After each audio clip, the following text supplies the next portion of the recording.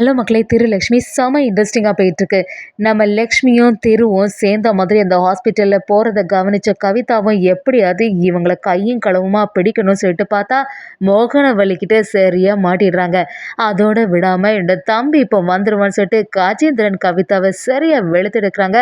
அந்த சான்ஸ யூஸ் பண்ணி அதிலிருந்து நம்ம லக்ஷ்மியும் அங்கேருந்து எஸ்கேப் ஆனாங்களா? நம்ம மகாவ அப்படியே கஜேந்திரன் பார்த்தாங்களா? வீடியோக்குள்ள போறதுக்கு முன்னாடி நம்ம சேனலுக்கு சப்ஸ்கிரைப் பண்ணுங்க. அப்படியே பக்கத்துல இருக்க பெல் ஐக்கனை கிளிக் பண்ணிருங்க. அப்பதான் நான் போடுற வீடியோலாம் உங்களுக்கு நோட்டிஃபிகேஷனா வரும்.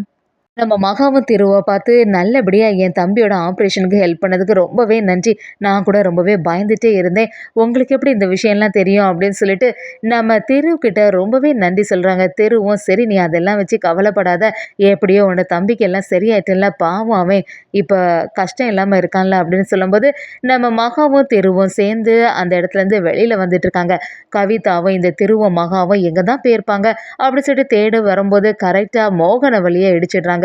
மோகனவள்ளி சும்மா விடுவாங்களா? சரியான வில்லி கேரக்டர். அப்படியே நம்ம கவிதாவை பார்த்து எவ்வளோ தைரியம் இருந்தா என் பாட்டுக்கு நான் நடந்து வந்துட்டு இருக்கும்போது நீ என்னை இடிச்சிருப்ப அப்படின்னு சொல்லிட்டு கேட்கும்போது கவிதாவும் தெரியாம தானே இடிச்சேன், நான் அவசரமா போயிட்டு இருந்தேன்ல, நீ தான் வழியில வந்த அப்படின்னு சொல்லிட்டு மோகனவள்ளிக்கும் கவிதாவுக்கும் சரியான தகராறு நடந்துட்டு இருக்கு. அவங்களோட சத்தத்தை கேட்ட நம்ம மகாவும் என்னது இது அப்படி சொல்லிட்டு பார்க்கும்போது அது மோகனவள்ளியா இருக்கு. அதை பார்த்த உடனே நம்ம அப்படியே டென்ஷன் ஆயிடுறாங்க. கிட்ட நம்ம மகாவும் என்னது இது இவங்க இவ்வளோ பிரச்சனை பண்ணிட்டு இருக்காங்களே, எப்படியாவது இவங்களை சமாதானப்படுத்தலாமோ அப்படின்னு சொல்லிட்டு மகா கேட்கும்போது என்ன நீ நீ புரிஞ்சுக்கிட்டது இவ்வளோதானா? நீ பாட்டுக்கு அங்கே போய் நின்னியனா என்ன நடக்கணும் உனக்கு நல்லாவே தெரியும் தானே, அதை பற்றி கொஞ்சம் அதை யோசிச்சு அப்படி சொல்லும்போது மகாவும் ஆமாம் நீங்கள் சொல்கிறது சரிதான், இந்த டைமில் நான் பக்கத்தில் போக முடியாது, என்ன செய்கிறது, அவங்க கண்ணில் மட்டும் நான் பட்டேன்னு வச்சிங்களா அதுக்கடுத்து அவ்வளோதான், நம்மளை 2 பேரையும் சேர்ந்த மாதிரி பார்த்தாங்கன்னா அதுக்கப்புறமா வீட்லேயே பெரிய பிரச்சனை தான் நடக்கும் அப்படி சொல்லும்போது நம்ம சரி நம்ம 2 பேரும் சேர்ந்து இதில் மறைஞ்சிருந்து பார்ப்போம், அங்கே அவங்களுக்குள்ள என்னதான் நடக்குதுன்னு பார்க்கலாமே அப்படி சொல்லிட்டு மறைஞ்சு நின்று எல்லாத்தையும் கவனிச்சிட்டு இருக்காங்க.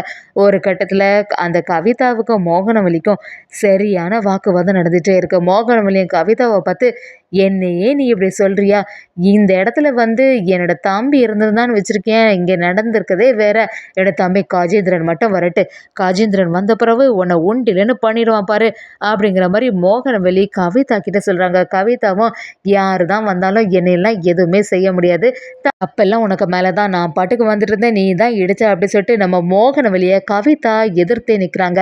அந்த சமயத்தில் கஜேந்திரனும் அந்த ஹாஸ்பிட்டலை நோக்கி வந்துடுறாங்க. மோகனவள்ளியை பார்த்த உடனே என்னாச்சுக்கா, எதுக்கு இங்கே பிரச்சனை பண்ணிட்டு இருக்க, இவ தான் என்னை பிரச்சனை பண்ணா, இங்கே பாரு இதுதான் என்னோட தம்பி, என்கிட்டயே நீ உன்னோட ஆட்டத்தை காட்டுற, என்னோட தம்பி வந்துட்டான் பாரு, எனக்கு தான் எப்போவுமே ஆதரவாக இருப்பான், என்னன்னு கேளு தம்பி அப்படி சொல்லும்போது கஜேந்திரனும் சரி இந்த குட்டியை பார்க்குறதுக்காக அந்த லக்ஷ்மி வந்திருப்பாளே அவள் வந்தாளா அப்படி சொல்லிட்டு மோகனவள்ளி கிட்ட கேட்கும்போது நான் இப்போ தான் வரேன், அவன்லாம் வந்த மாதிரி இல்லை அப்படி சொல்லிட்டு கஜேந்திரனை சமாளிக்கிறாங்க. ஒரு வழியா காஜேந்திரனும் கவிதாவை சரியா வெளுத்தெடுக்கிறாங்க. கவிதா மோகனவள்ளியோட பிரச்சனை கொஞ்சம் சரியாயிடுது. காஜேந்திரனை பார்த்த மகா அப்படியே அதிர்ச்சியாகி நிற்கிறாங்க. பார்த்து இப்போ என்ன செய்யறது, எப்படியுமே கூடிய சீக்கிரமா அங்கே போய் விசாரணை பண்ண ஆரம்பிச்சிருவாங்க, இவங்களோட கண்ணில் மட்டும் நான் பட்டுடவே கூடாது, எப்படியாவது என்னை காப்பாற்றுங்க அப்படி சொல்லும்போது நம்ம சரி மகா நீ இங்கே நினைக்க, வசமா யாருக்கும் தெரியாம நம்ம பின்னாடி விளையாட்டு அந்த சைடோட எஸ்கேப் ஆயிடலாம் அப்படி சொல்லும்போது நம்ம லக்ஷ்மியும் சரி யார் கண்ணிலையும் படாமல் அதுலேருந்து எஸ்கேப் ஆகுறாங்க. கஜேந்திரனும் அந்த இடத்துல பயங்கர கோபமாக வராங்க. மோகனவள்ளியை மட்டும் இல்லாமல் அந்த பாட்டிக்கிட்ட பிரச்சனை பண்ண ஆரம்பிக்கிறாங்க. உன்னோட பேத்தி இங்கே வந்திருப்பாளே, வந்தாளா அப்படின்னு சொல்லிட்டு கேட்கும்போது அவங்களும் என்னெல்லாமோ சொல்லி சமாளிக்கிறாங்க. இருந்தாலுமே ஒரு கட்டத்தில் லக்ஷ்மி அங்கே வந்த விஷயம் எல்லாமே கஜேந்திரனுக்கு தெரிய வருது. நீங்கள் எல்லாரும் குடும்பமாக சேர்ந்து இந்த லக்ஷ்மி என் கண்ணில் காட்டாமல் விட்டுட்டீங்கல்ல, என்னைக்கு இருந்தாலும் அந்த லக்ஷ்மியை நான் உண்டிலன்னு பண்ண தான் போகிறேன்னு சொல்லிட்டு கஜேந்திரன் பாட்டிக்கிட்டே எதிர்த்து நிற்கிறாங்க. பாட்டியும் சரி நம்ம மாப்பிள்ளை ரொம்பவே தங்கமானவன், அவங்க கூட இருக்க வரைக்கும் நம்ம லக்ஷ்மிக்கு எந்த ஆபத்துமே வராது அப்படி சொல்லிட்டு நம்பிக்கையோட இருக்காங்க.